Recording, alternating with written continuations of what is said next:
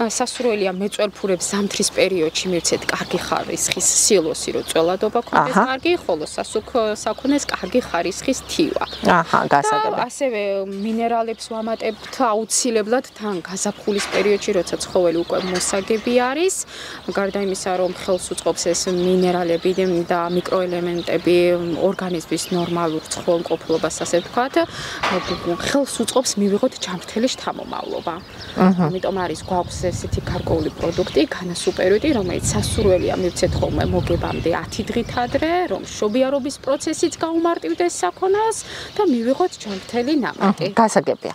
ჩამოატარებენ აქ ტრაქტორით ამ შემრევით და თან ავტომატურად ჩამოარიგებს საკვებს. გასაგებია. ისინი ნებაყოფლობით რაღაცა პერიოდი ჭირდება საკვებს რომ მიირთმევს.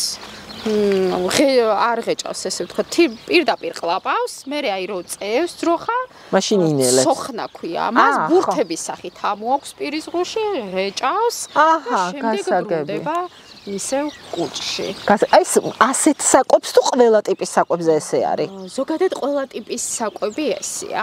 თუმცა ნახე, ბალახს როცა ჭამს, ამოცოხნის პროცესი მაშინ მიმდინარეობს. მაშინვე? არა, მაშინვე არ მინდა რომ უნდა მიირთვას და შემდეგ რაღაც გარკვეული პერიოდის მერე ამოღს ბურთების სახით. ამიტომ არის აუცილებელი ზოგადად მცოხნავმა ცხოველებმა მიიღონ თივა, ანუ უხეში გასაგებია. რომ მოხდეს ზუსტად ამ გორგლების ესე ვთქვათ პირის ღრუში ამოტანა, ცოხნის პროცესი და შემდეგ უკან გადატანა.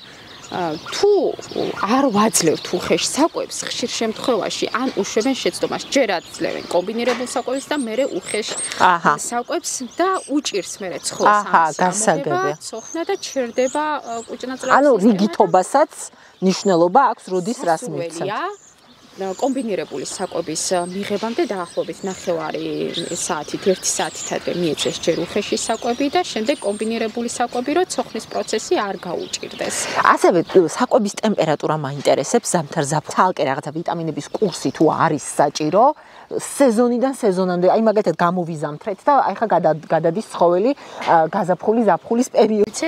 ცხოველებს გვაქვს ესეთი იმუნიტეტის ზრდის სკალათა, რომლის შემადგენლობაში შედის ისეთი პროდუქტები, რომელიც ხელს უწყობს ზოგადად ორგანიზმში იმუნიტეტის ამაღლებას.